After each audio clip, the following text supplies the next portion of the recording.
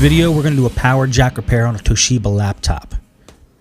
Now, what's wrong with this computer is the tip on the inside of the power jack is loose. So I'm going to open it up and see if I see anything on the jack itself or inside the jack that would show what's happening in there and get it fixed up.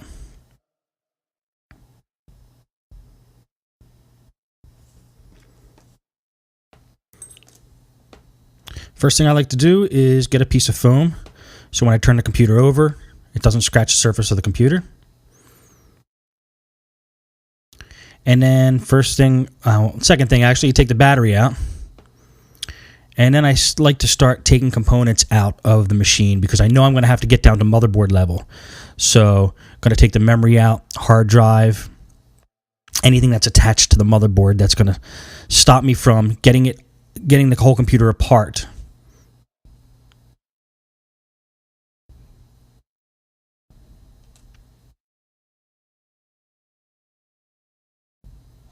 Take the hard drive out here. This computer is very dusty on the inside, so usually I'll take a can of compressed air and blow all the air out of a laptop before I give it back to a customer. But if I know I'm going to take the entire laptop apart, I won't clean anything. I'll clean it on a as-I-go basis. So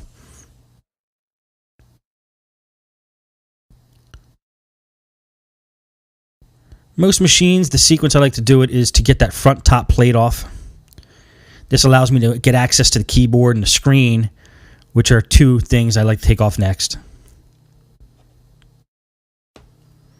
So I'm just inspecting this top plate. A lot of times these top plates, in other words, that plate above the keyboard, a lot of times it's screwed in from the bottom of the machine. So if there are screws on the underside, you want to get them off first. Now I'm trying to pull this off. There's a lot of pressure keeping it on. So I suspect that there's screws holding it in from the bottom. Now, even if I'm wrong, I'm still going to unscrew these screws just to be sure. Again, rule number one in repairing laptops, if something feels like it's about to break or is going to break or you have to put excess pressure on it, then stop what you're doing because something's wrong.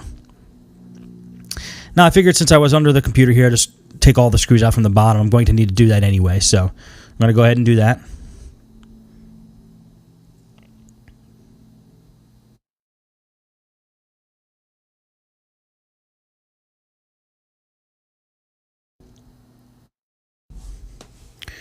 If anybody's wondering why this video is a little different than the other videos as far as me narrating it, I'm not speaking in it in real time. This is a dub over on the narration. I did this live at the shop during work hours, so I didn't have time to close everything up and make sure there was no distractions. You might see my dad walking around in the background over there. Okay, pulled the CD drive out there. I'm just going to go ahead and unscrew all the screws from the bottom, every screw that I see. Now, I'm kind of not being very careful where I'm putting the screws as I take them out, because on Toshiba laptops, there are labels next to every screw hole. It tells you exactly what screw goes in each hole. So you can kind of put them all into a big pile and then put all the correct screws in at the end. Now, another reason why I'm not pulling those screws out, I'm just unscrewing them, making them loose, is because they're so dusty that the magnetic force of them is not active now, so I'm just going to turn them all over and pour all the screws out. Because the tip of my screwdriver is actually magnetic, but it wasn't pulling any of these screws up. So there's a couple screws coming out. Now again, I'm going to try to take the plate off right onto the screen there.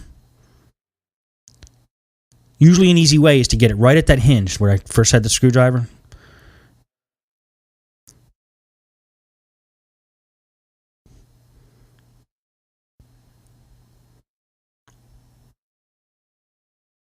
Now just keep finessing it till you find out where you actually are able to pull it off. You don't want to force anything. The plastic breaks real easy. So just take your time and find out where the plate is going to come up the easiest. I'm still suspecting there's screws holding this in. There's two screws on the back. I'm going to take them out now just in case they're holding something in, but I don't think that they are.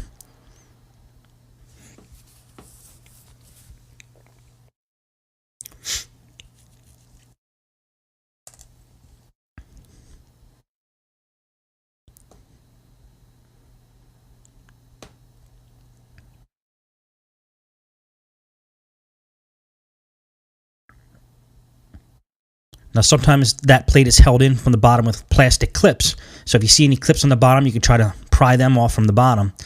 But in this case, still no luck.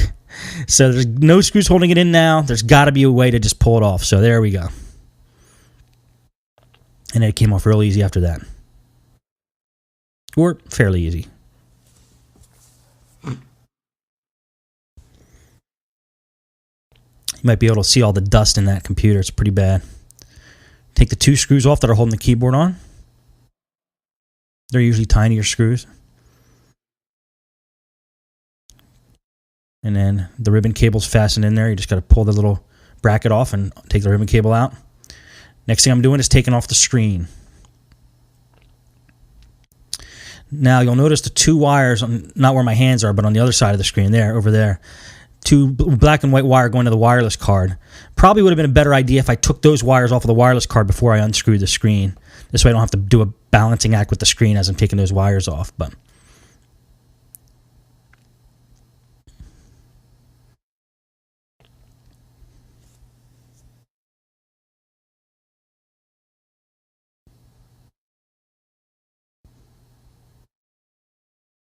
okay, now there's the ribbon cable that's actually the LCD cable. It's attached to the motherboard. Pulling that off. And then the 2 antennas, which actually come off the wireless card, they go to the top of the screen through the bottom all the way to up the side and up to the top. And now the screen is free to come off. And I put that off in a safe place on the side where I'm not going to bang it. Nothing's going to happen to it. Now I just have the top and bottom plate to take off before I get to the motherboard. And the wireless card, which I'm pulling out right now.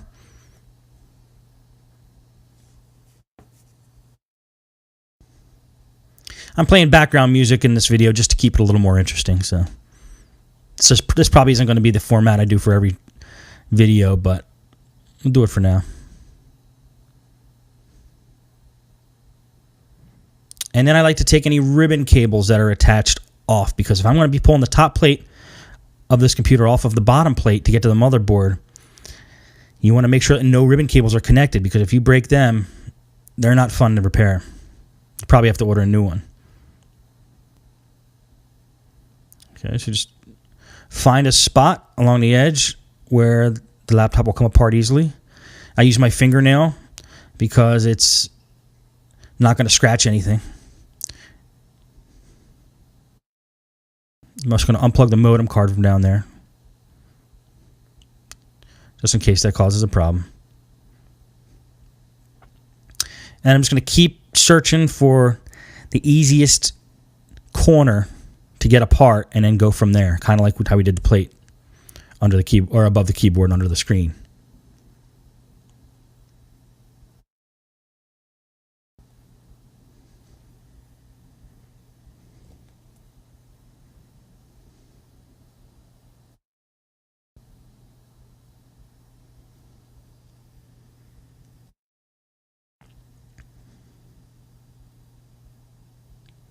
Okay, it's having a little trouble getting it apart. So just want to make sure, if you're having any trouble getting these 2 sides apart, make sure there's no screws holding them together.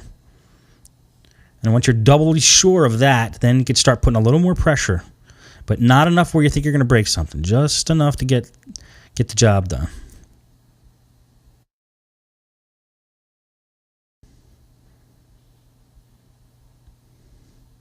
And then eventually, it'll come apart. Eventually, you'll hit the right latch. Everything will come apart okay. Now, see, it wasn't coming apart. I noticed there was still 1 screw in there. So let's get that out of the picture. Try it again.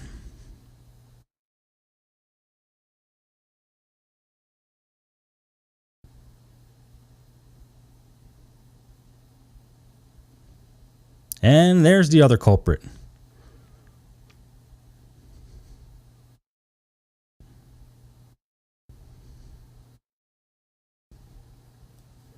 And there we go.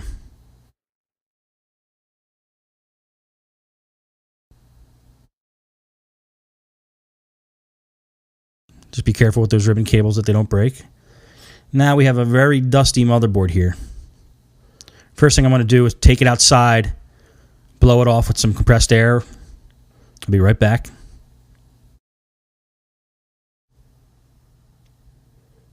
There we go, nice and clean.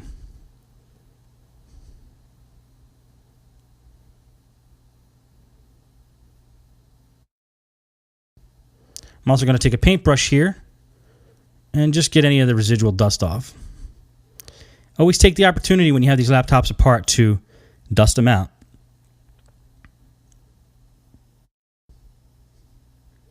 I'm actually going to take the wet dry vac I have in the back there, turn it on blow, set it on to blow, and then just really give it a good blast with some air. Make sure all the dust is out of there. I like to work with clean materials, clean laptops. It's always more satisfying to get your hands all dirty and putting it all back together in the same state you took it apart. It's nicer to get it back in a cleaner state, put it all back together, give the customer a nice clean machine back.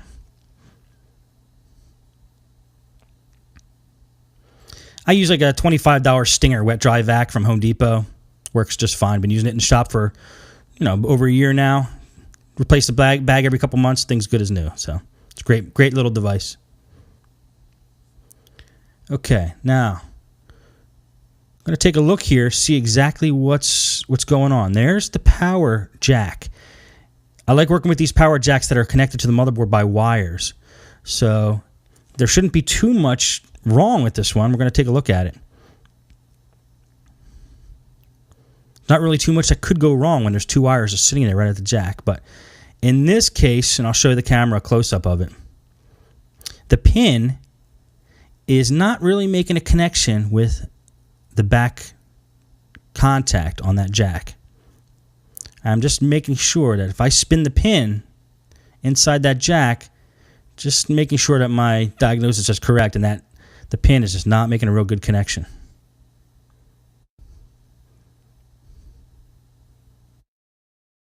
I'm going to take the soldering iron now, get it heated up.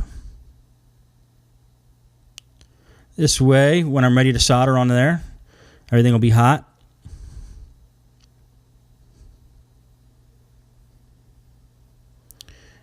Okay, there's the jack and the tip. And it's not really in focus, but the tip goes all the way through to the end, to the back of the jack. And you can't really see it, but I'm going to basically take some solder, put it on right in the middle there, that circle in the middle, and solder it to another point of contact that I know is going into the motherboard.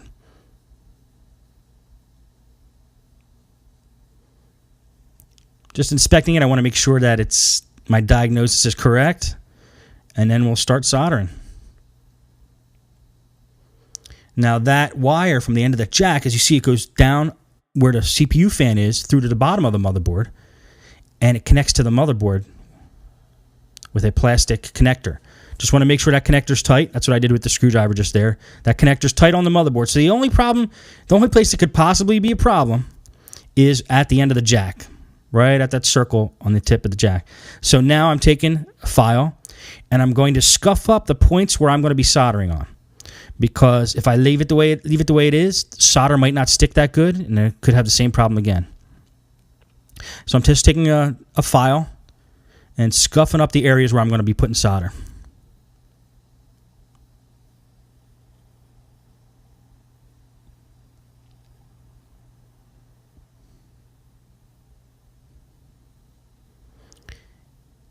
And then when I'm done that, I'm going to show you the points I'm going to solder. And then I'll show you a close-up on the camera of what's going on. Just scuffing up that circle in the middle of the tip there.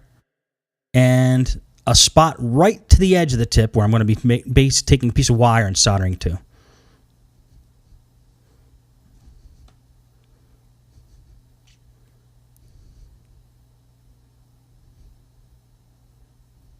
Just want to make sure that tip is spinning freely in there. Because if it's spinning freely, then I know that that's the problem.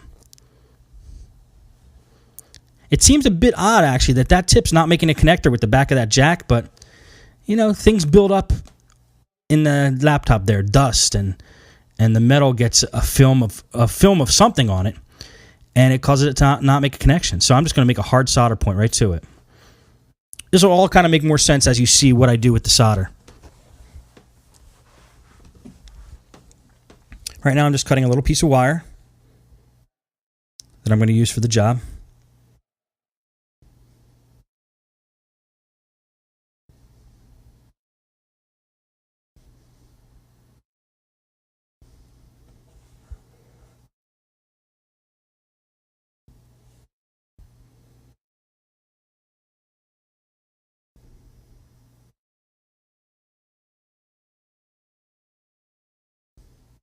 Going to get my helping hand.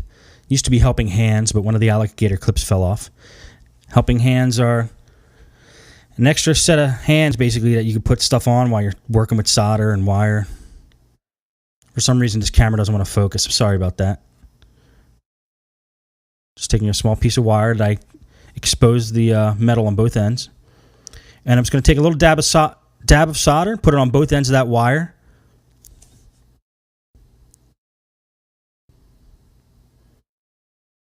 There's a radio solder I use.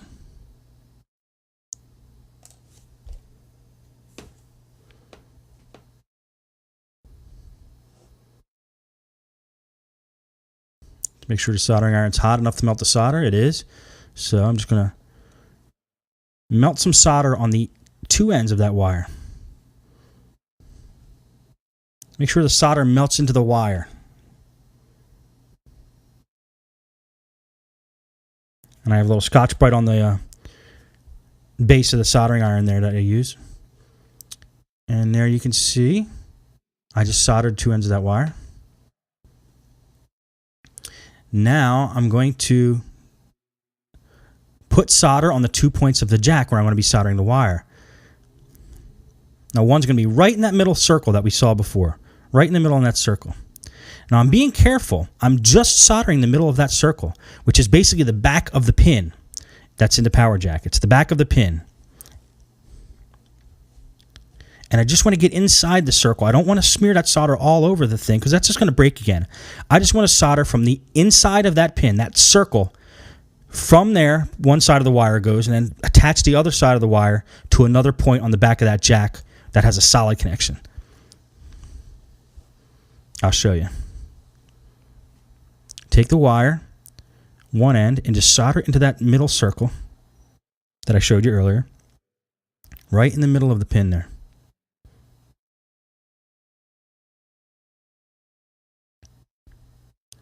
Okay, I want to put a little more solder there because it wasn't enough to actually make a good connection. Then I'm going to take that wire, mount it right in there, and I'll show you a close-up of the camera when I'm done.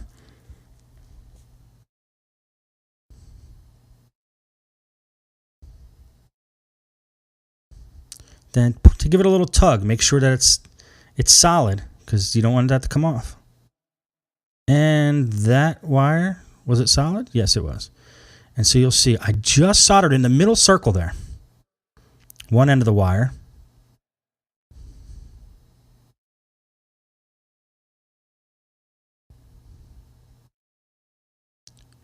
And I'm soldering the other end of that wire to another point on the back of that jack. I'll show you in a second.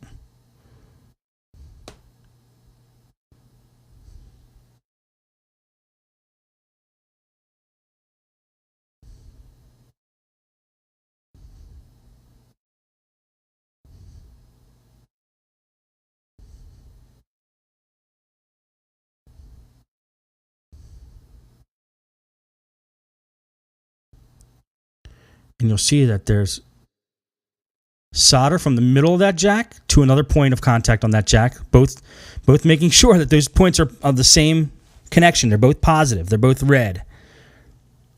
We don't even have to mess with the ground connection, just the red connection. So basically what I did was I soldered from the end of the pin, that's on the inside of that jack, I soldered from the end of that pin to a solid point on that jack. So I know it's making a connection now. There's no looseness. It's solid.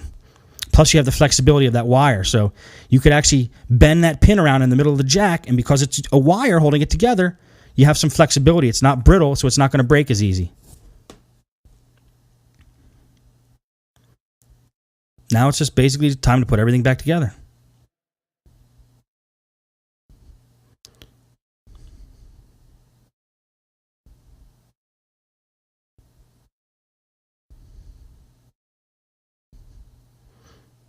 Trying to put everything back exactly the way it was. There was a screw that was loose there for some reason. Just tighten up some screws. Fasten that tape down.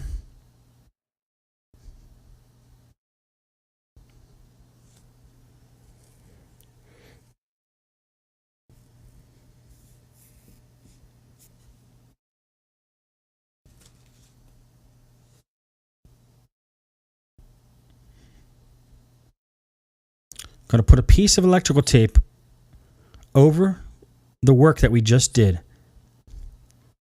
Because by putting that wire on there, that wire wasn't there before. So the laptop, when you put it all back together, because it's such a tight fit in these laptops, you can't actually create any extra lumps, balls of solder that are sitting there and expect everything to fit back exactly the way it was. So try to keep everything tight. And if you think your work that you did is going to come in contact with another piece of metal on that motherboard or in that laptop, put a piece of electrical tape or two around it just to make sure that it doesn't make a short circuit. Now, I'm just testing the connectivity, or continuity, I'm sorry, of that jack. I'm taking, you can't really see it in the camera view, I'm taking one lead of the voltmeter, putting into the middle of that jack at the tip, and making sure that it's reaching the end of the motherboard. See, I'm touching the tip there.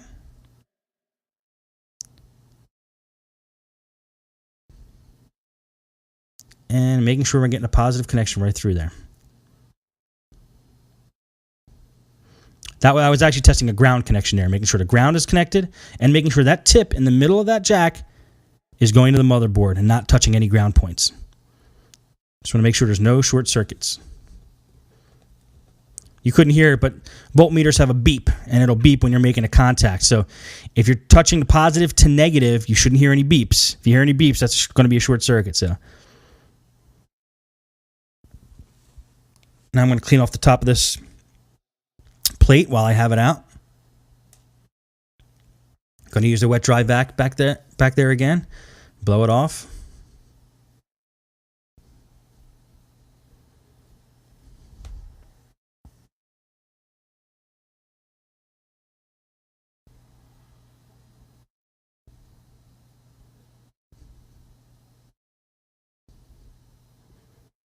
Get all the dust. I usually, again, don't dust over a piece I already dusted, or a motherboard, but I'm just doing it for the sake of the camera. It's pretty clean already.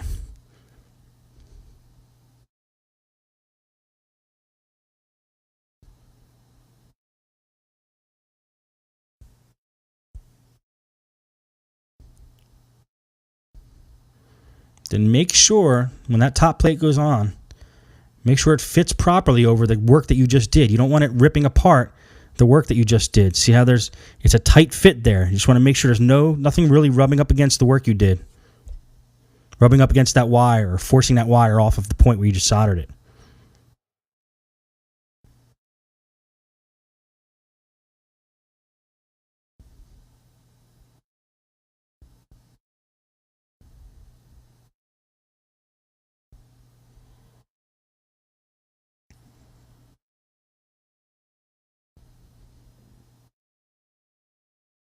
Just want to make sure everything fits. There it goes. Nice tight fit. And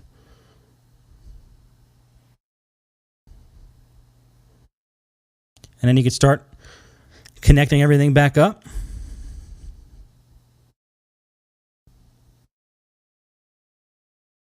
Making sure everything's snapping together properly. Nothing's out of place.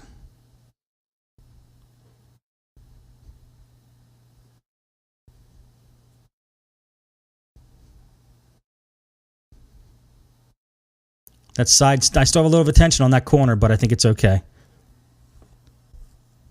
Once we put the screws in, it'll push everything exactly in the right position. This little cable gives me a little bit of trouble, but just take your time with these things. You don't want to force or break anything, especially these little white connectors. They're not fun to put back together. You're going to have to get crafty with some crazy glue or really test your ingenuity with that when you break them.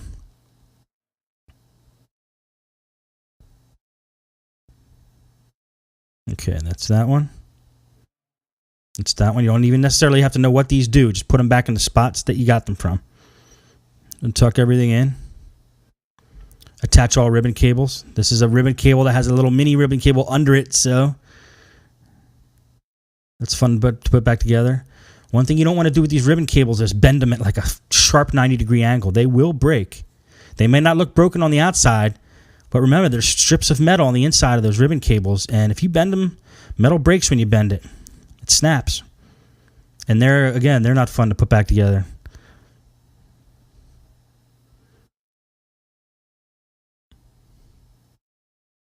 So just take your time, use screwdriver, tweezers, whatever tool you need to. You take advantage of the hard plastic piece they have at the end there, and just try to handle it from that plastic piece. Don't try to bend the wire too much or the ribbon too much.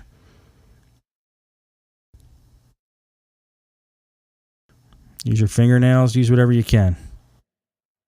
This one's giving me trouble, but I'll get it in.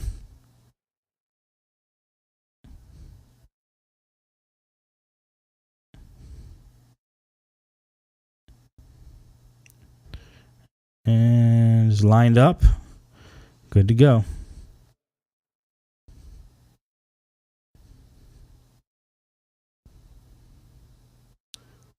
And we have one more over there.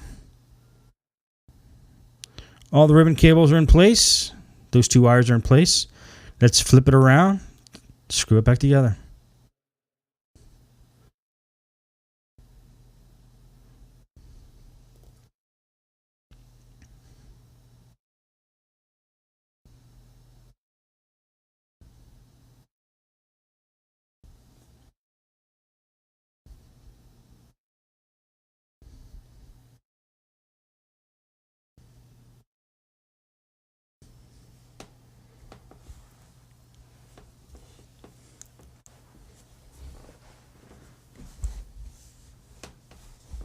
There's my pile of screws,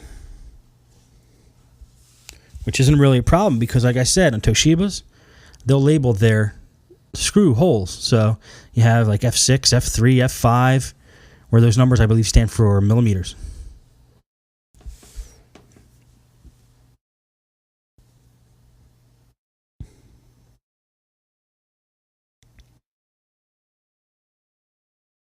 Now, don't over tighten these screws. Just tighten them so they're snug. You'll find that that's plenty tight. You never know when you have to open these again. If you over tighten every screw, it's not a fun thing.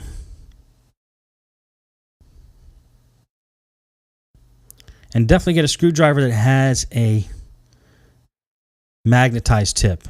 That tip on that screwdriver, I magnetize every once in a while when it loses its charge. You just take a strong magnet and take that screwdriver and just run it over the magnet. It charges it right up. Or get a lodestone, which we recently have in the shop. I haven't used it yet, but you could use that as well.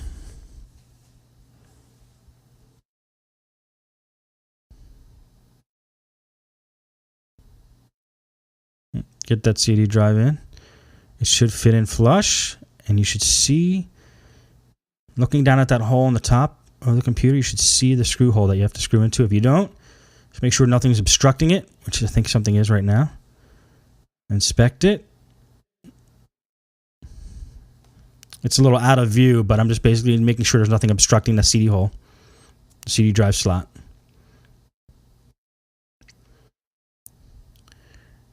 And then there's usually like one or two screws that hold it in. Screw right in from the bottom, they hold the CD drive in. This one only has one screw holding it in. That's all it really needs.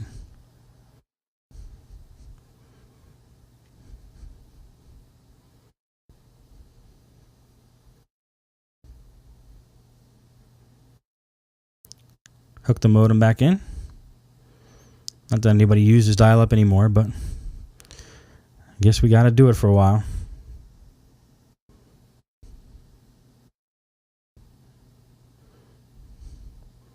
We can start putting the plates, or getting the dust out of there, if there's any residual dust, and start putting the plates and the memory back on.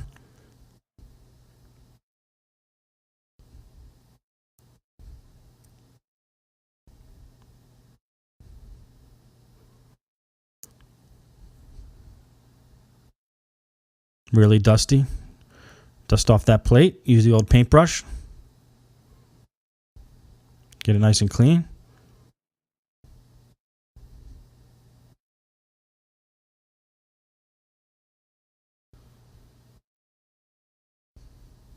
Just making sure there was no screws I missed before I put this plate on. Sometimes there's screws under these plates, and if you put the plate on, you got to unscrew it all again if you find out you're missing a screw. Not in this case. Gonna get the hard drive back in there, dust it off first. This hard drive is extra dusty, so I'm going to take a can of compressed air and just blast it a little bit. Make sure all the dust is out of that hard drive. There it is.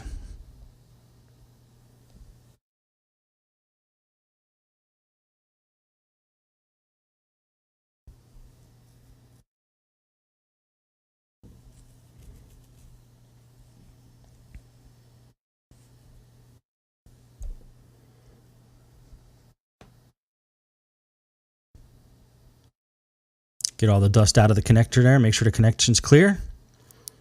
Since you have it apart, you might as well do these things. It only takes a second. And then put it in the right way, which that is not. There we go.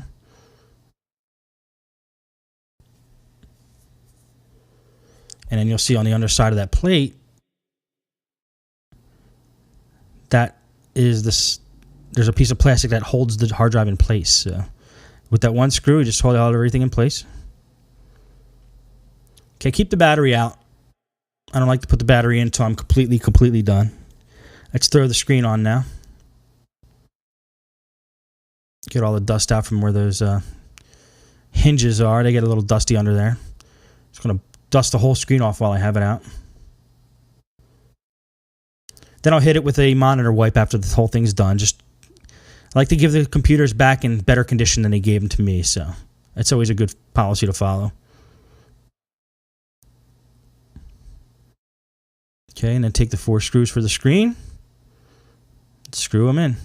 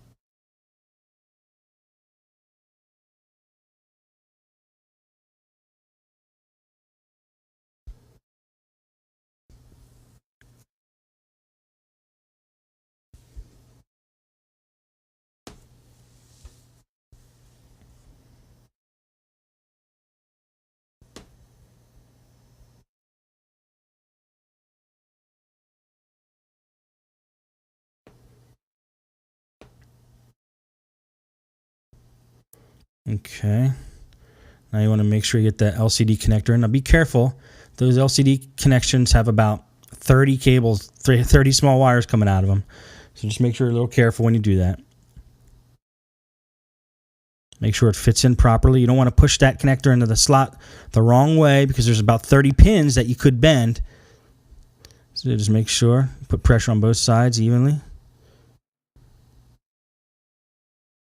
And then reroute the wireless cable. Antenna, actually.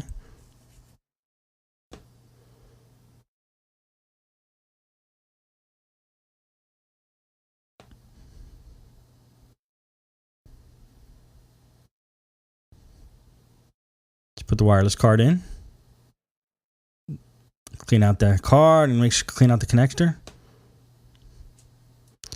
Oh yeah, another thing I like to do is on screen, the screws that hold the screen in. I like to take a big screwdriver and give them a little extra torque because those are the screws on laptops that come loose the fastest. So just make sure the screen's on tight. And you clean out the connector of the wireless jack, wireless port. Snap it in. Reattach the antennas.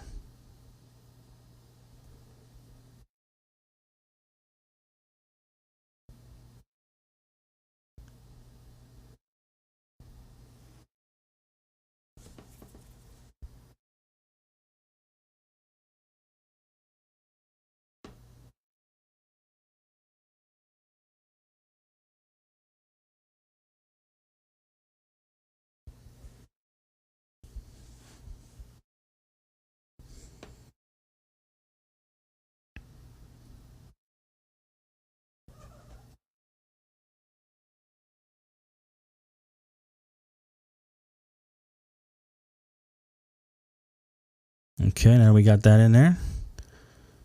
Just make sure that it's clearing all the corners. You want to have that flush. You don't want any of those wires popping out because the keyboard is sitting on top of that. So you want to have that basically below the surface, those wires below the surface, so there's no lumps when you put the keyboard on. You don't want the keyboard sitting on any lumps. Everything looks like it's in place there. Time to put the keyboard back on. Dust it off. Be careful you don't damage the ribbon cable on the back of the keyboard. Dust in it. And attach the ribbon cable first. Should slide right in there. Just make sure that that's in there. Sometimes that's tricky. It could barely be in there. Like there. I wasn't 100% sure it was in, so just pull it out and reattach it. Make sure it's in there 100%.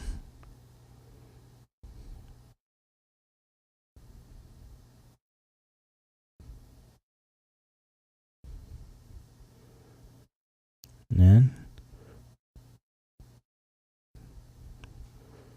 screw the keyboard back in. It's usually only held in by 2 small or 4 small screws.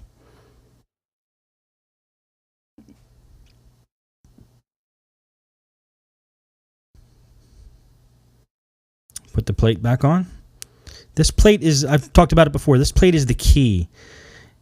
A lot of people who try to take apart laptops don't know that that plate has to come off to get the keyboard and the screen off. It's the key to getting the whole thing apart. Make sure it's all snapped back in the way it was. There's those 2 screws in the back we're going to put in.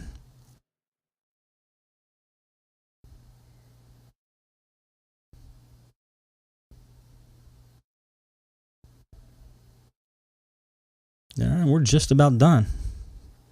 Roughly 40 minutes to do this repair. Okay. Let's hook that power adapter in. Power it up. It would have been wise, I've said this before, it would have been wise to test this computer before we put it entirely back together, but I was fairly certain that I knew what was wrong with it, so that repair we did now makes it so you could jiggle that adapter in the power jack. You see my hand there, jiggling it just to test it, and the computer's not going off. So you could jiggle the actual adapter in the power jack. You could jiggle it in there, and you're not going to lose any connection. So we know it's pretty solid in there. And since we used a wire, since we used that flexible wire, it's going to last forever. So that's how you do a power jack repair on a Toshiba laptop.